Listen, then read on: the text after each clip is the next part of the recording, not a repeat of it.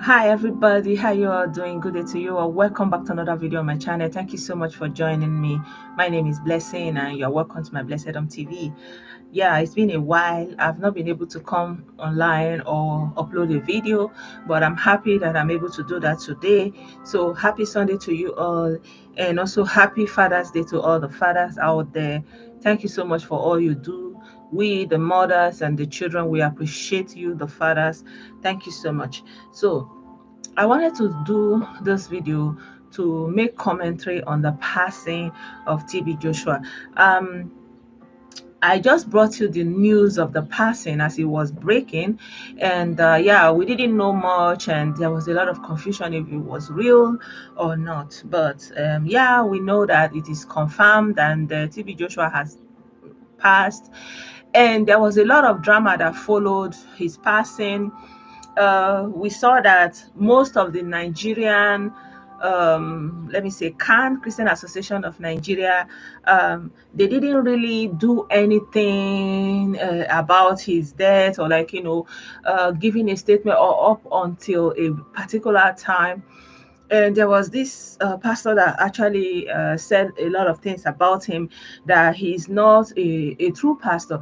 And of course, then the whole conversation about who is a real pastor and who is not a real pastor came up again. So people were saying, oh, TB Joshua is not a real prophet, and so he's in the occultic and he's doing so many things about the healing that he's doing. And also, yeah, there's this sister that had a problem with TB Joshua that actually came out some time ago and accused TB Joshua of rape and of putting her in captivity and all those things. Most people know her, Sister Bisola Johnson. Also, she came out and also made statement that she's not mourning with them, which is understandable, of course. I did a video about that sister and what happened between she and TB Joshua, and a lot of people don't understand my position on that video. Just for the record, I do believe her. Like, I believe what she's saying when it comes to regarding of her own experience with her, with TB Joshua. I'm just saying in that video about the way she put the story together and brought it out. Like, in my opinion, she put too many things together and modeled it up. Like, she's saying facts, and then she's adding dreams, and then she's adding revelation. I know that in the context of Nigeria, that a lot of people believe in all these things, but to make her case more logical, I was making the position that she was supposed to remain on the factual points that she's raising, without adding those parts that are dreams and those parts that are revelation. But of course, I understand that from the perspective of religious people, is also part of what resonates with them when you add revelation and you add dreams. But I'm just of course talking from a logical point of view, that when you are listening to somebody making a case about her experience, you want to hear her physical experience, not her dreams, and not revelations about something, and you want to have that consistency about what happened, and not about other things regarding the religion. So because when it comes to religion, there are so many things that comes into play, back to TB Joshua and his passing. So we come back again to this religion, and everybody are saying, he's not a real prophet. And some people are saying this is a real prophet, and this is what real prophets do. And there is a lot of conversation about the healings and yeah, even scam, if you will. So the question is, who is a real pastor in this sense now? In my opinion, who is a real pastor is somebody that has been ordained, who went through the clerical purpose of becoming a priest, and went through the education and went through the training and became a priest so that he can nurture his people and teach them, guide them through the difficulties of life, being himself equipped with psychology, philosophy of life, and other things that is possible for him to use to help the people. But the problem we have in Nigeria, and not just in Nigeria, in all African countries, is the church and the pastors claiming that they can perform healing, claiming that they, somehow they have magical powers, and this has become a problem for us. For example, if you come to this country where I live in, Germany, you have hospitals that are run by churches, like Catholic Church. They have chain of hospitals, like sophisticated hospitals that have all the departments. All the departments are registered in that hospital. You get the best care, you get everything that concerns medicine. And so no priest is going to double as a healer, as a preacher, and they want to heal by all means, And we see this every time. For example, we see Daddy Adeboye's son passing suddenly because he was sick. And you see that this power that they claim that they have is where the problem is. And so they are not able to go and seek medical care. And they discourage people who are sick from seeking medical care, or having consistent medical care, or even using the resources that they generate from the church to build medical facilities that has all the medical departments from head to toe, all the Department of Medicine, and train medical doctors, train nurses, train emergency services. Like, you get this in other developed countries, that the churches are the one who even started the healthcare system. Everything started from the church, belonging to church groups, and each group did one thing or the other.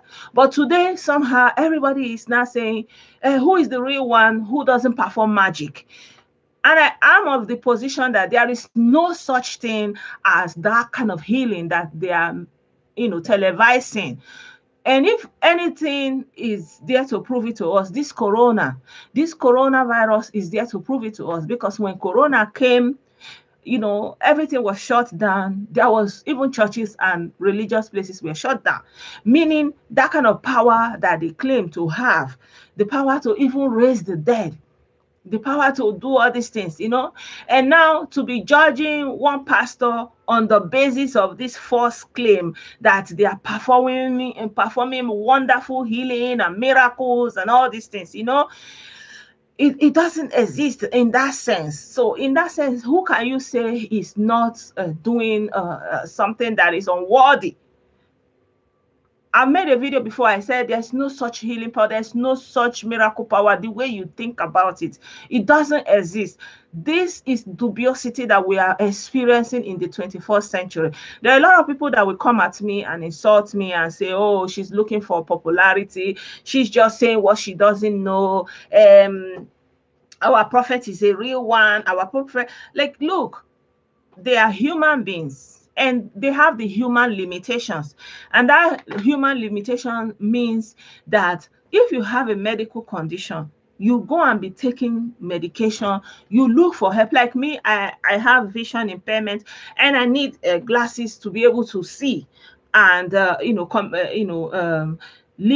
uplift the quality of my life. So if I want to say I don't want to go and get medicated glasses, and then I will go to all these healing places and say, heal me, heal me, heal me, you're going to just be there and wasting away. And for example, that is even why we have medical doctors who become mega pastors, and they don't go and build mega hospitals to help the people that are their congregants. Instead, they will be claiming that they have healing powers, and at the end of the day, you see that at the end of the day, we are humans. Nobody have that kind of power that you people are thinking. And in that sense, nobody can claim that they are more superior or more real. They are just different people operating in different ways. There is no true man of God in the sense you are looking at it and thinking, oh, this one is a real man of God, this one is a real man of God. Rather, we are all children of God. We are all sons and daughters of God. And we are God's. We all have the same blessing upon ourselves. And we all have different gifts. So some people have their gifts in counseling, in upliftment. Some people, even people who do other things, service to humanity, is also their gift. That is how they communicate, and this is their own communion with the people. This is their own service to the community. We need to stop this thinking that there are special people who have special powers and who are true Christians, who are genuine Christians, more genuine than the others. Because if you look at it, because for example, if you are a TB Joshua follower, you are going to believe him, and you will say, oh, the other people, they don't know him, the anointing of God on him and all those things, that so he has that healing power. In Sister Bisola's video, she also made positions where she said that TB Joshua was literally putting medication inside the water that they give people. And this is possible. So if you were having headache or pain or something like that, and maybe they put sneak morphine into the water and you drink the water, you are going to experience relief from whatever ailments you are feeling at that point, especially if it has to do with pain. And so you are going to associate it with the water and the healing powers. The same thing is happening. For example, if you look at Pastor Chris Oyakilome, he went on for many years doing atmosphere for miracles and all this healing and all those things. But we saw it like you see when real sickness comes, nothing happens. When real sickness, like maybe somebody that is related to you, somebody from your community, when real sickness comes, you just have to go to the hospital. So the question is, why are our Christian elite, Christian leaders, not encouraging medical care? Why are they bent on scamming the people with healing that they don't have the capacity to give? Why? Because at the end of the day, we are all human beings, and nobody will pray for you beyond the kind of prayer you can pray for yourself, because you are the one that know your problem. You are the one that can really pray for yourself. But they can guide you. At least if you have somebody you can go and talk to and say, my pastor, look at what I'm facing. They can counsel you. They can give you insight. There is a room for all these ministers of God. There's room for them.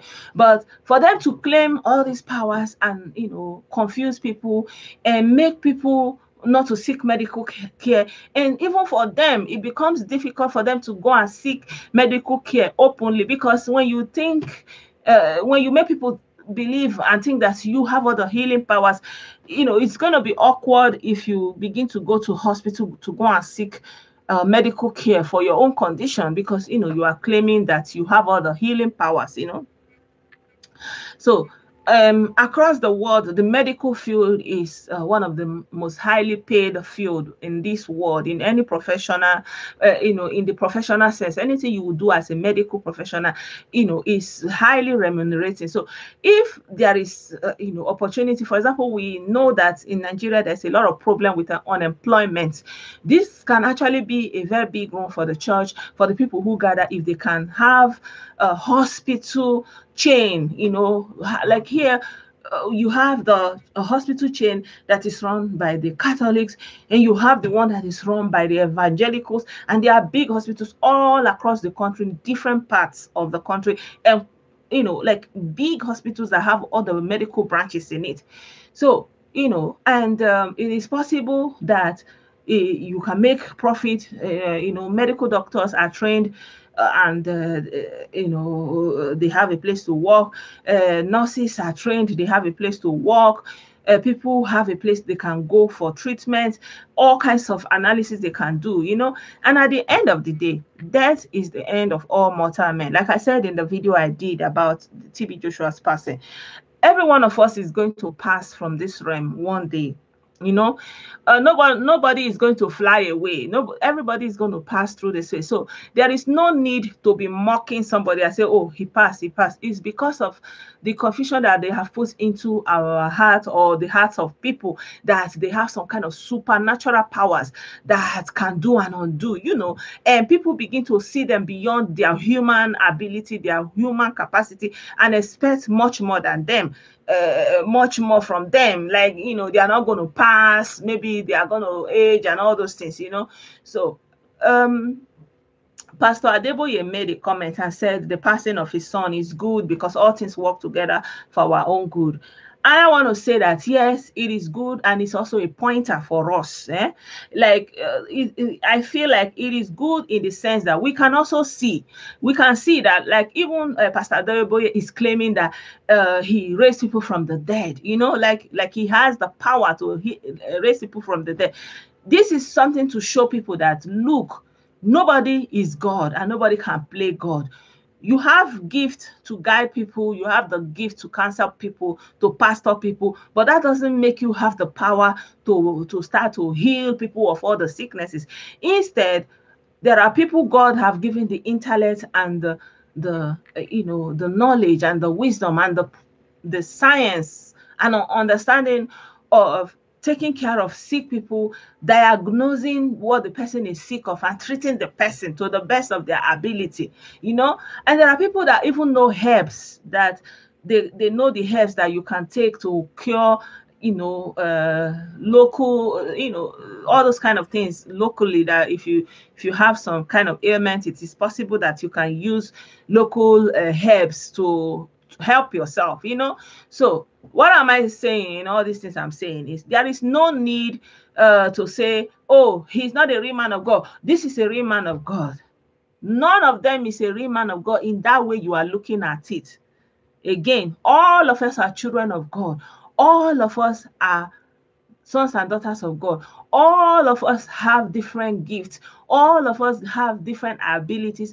All of us have something that will contribute to the humanity for the good and upliftment of the creation of God, and for our time here, that we can give it to the people without raising false hopes in the lives of the people.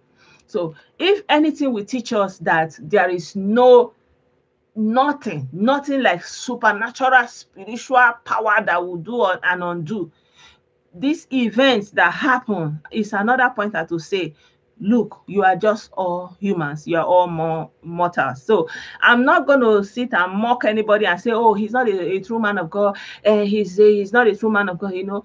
Everybody is doing their own thing and running their own show because, of the possibilities that they have in that country, not only in Nigeria, in other African countries. We have seen so many videos coming out, people literally, taking advantage of the difficulties and the poor educational system, and the poor health availability, health care availability. So again, stop looking for powerful miracles and healings and all this kind of a thing.